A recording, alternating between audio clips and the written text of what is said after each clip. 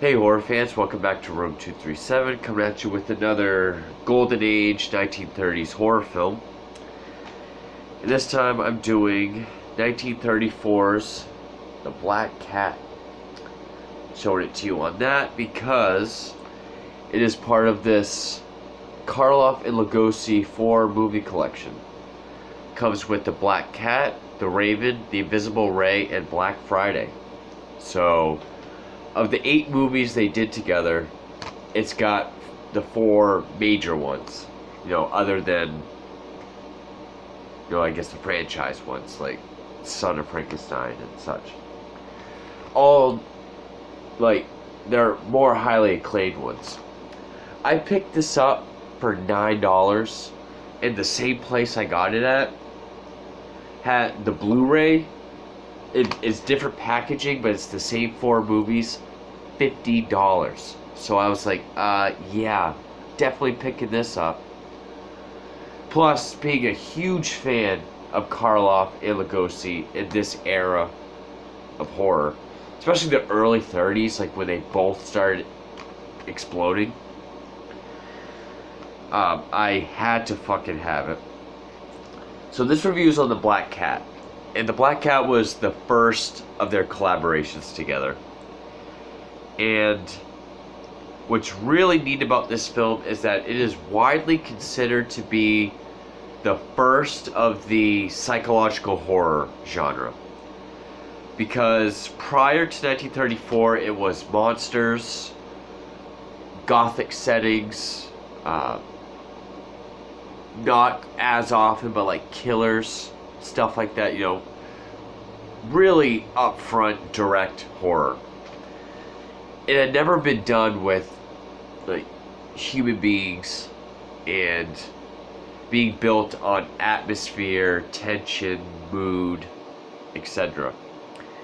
And this movie excelled. This movie is awesome across the board, especially with the performances of Karloff and Lugosi.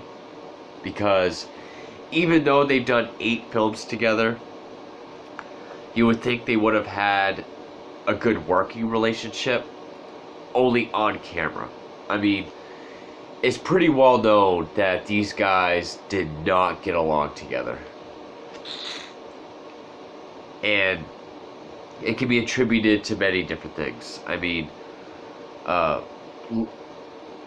it's no secret that Lugosi was rather jealous, very jealous of Karloff's excelled career. Even though Dracula and Frankenstein came out the same year, Frankenstein, he had all that makeup and no dialogue. And yet, right after Frankenstein, he started getting all these roles.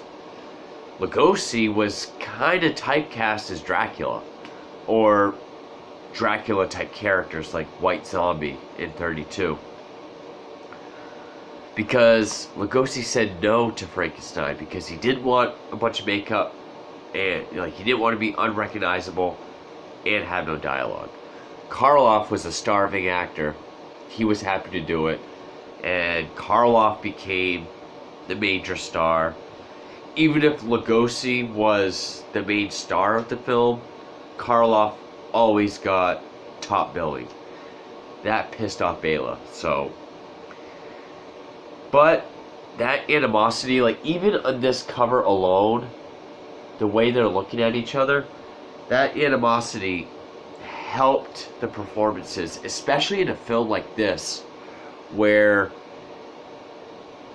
I was watching it and kind of odd analogy, but it's kind of like the Mad Magazine, Mad TV, like Spy versus Spy. It really is kind of like 2 guys, they're in this house together. One has vowed revenge against the other, and it's just, they're playing a game with each other. And I have it down here somewhere, actually. I've had this book since I was a kid, and I haven't read it since I was a kid. It does have the black cat. I don't really remember the story much at all. In fact, this little tiny book is the only thing of Poe's that I do have. I do plan on getting like a full collection. But I mean, I got this when I was a young kid. I loved Poe when I was, grade school. I was reading it. So I don't really remember how much of it takes for the novel. But I know there's like a bunch of films out there called The Black Cat, but are very different, like, especially like Fulci's in the 80s. But, you have this newlywed couple who, well, one, it was directed by not a super well-known director, like, as far as horror. Can't do two things at once. Not like a Todd Browning or a James Whale kind of guy. Directed by Edgar G. Ulmer. Of course, produced by Carl Laemmle, because Universal. But there's these newlyweds played by Julie Bishop and David Manners. And there's like something got messed up on the train, so Bela Lugosi, who is this Hungarian doctor, I want to get their names right. I always have a hard time with foreign names. Dr. Vitus Averdagas. And, he has to share a train compartment. They get off, and there's an accident. They're in a car, there's an accident. The wife gets hurt. So they go to the house of a very rich architect named Hamalar Poltzig. I don't remember how to pronounce his first name because they always call him Poltzig.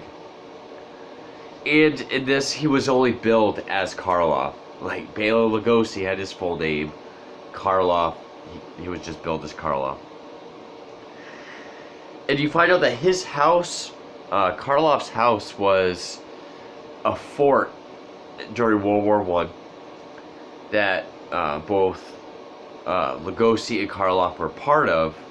But Lugosi feels that Karloff was a traitor, and he forfeited the fort.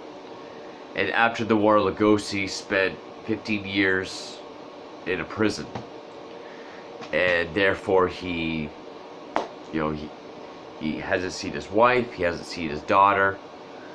But just the way the story unfolds, I know this came out in 1934, and I don't really want to give away too much, but Karloff is responsible for a lot of what happens to Bela, as far as wife, daughter. Well, Karloff has a collection of dead, preserved women in like the basement of the fort. One is his wife. And Bela, of all the movies I've seen of his, because apart from like the Universal monster films, a lot of like other movies like this, I'm just now like really getting into.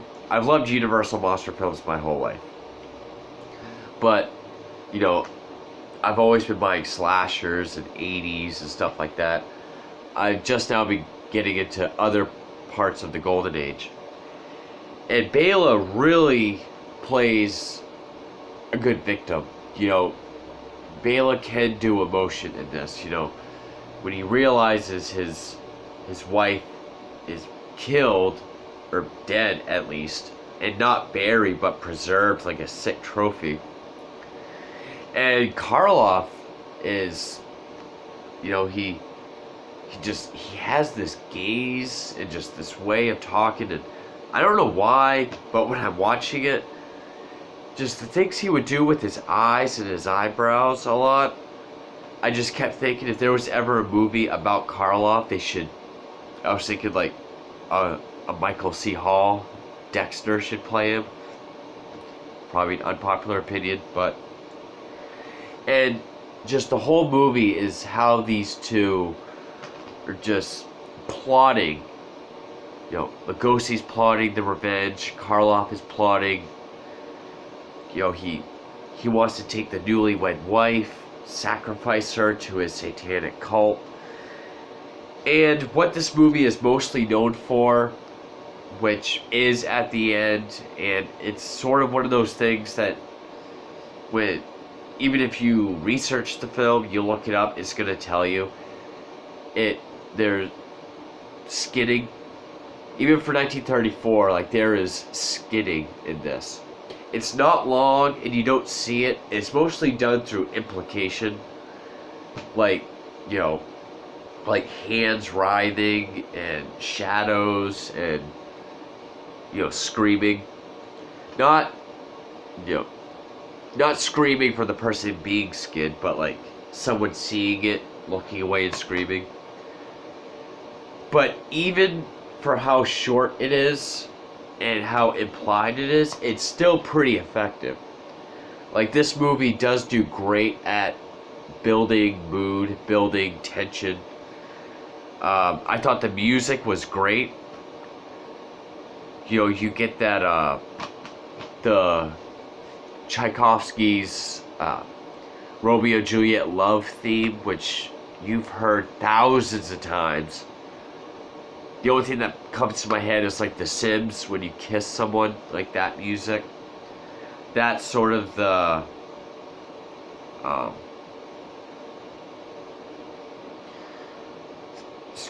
theme for like the newlyweds.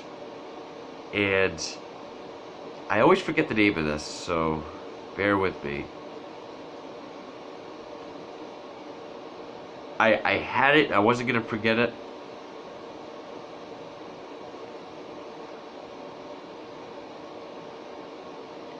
Toccata and Fugue in D minor by Johann Sebastian Bach. That typical Gothic organ. That's in it. You know, you get a lot of familiar pieces of music. And both performances, both are powerhouse performances from both of these guys. Excellent. I mean, both. This was still before Bela really took on makeup that he would do in the later 30s.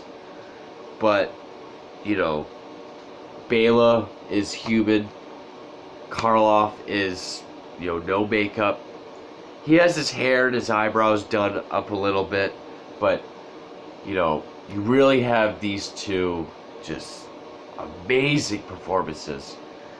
And you really feel, knowing beforehand that these two did get along, and just knowing what kind of film this is and what their characters are, you really feel it through the performances. And I would say The Black Cat is one of my favorite horror films from the 30s.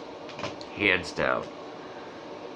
I would say, you know, Bride of Frankenstein, Dracula, this, Black Cat. Then I would say, like, Invisible Man, The Mummy, and so on. White Zombie. And I still have 3 more movies to review.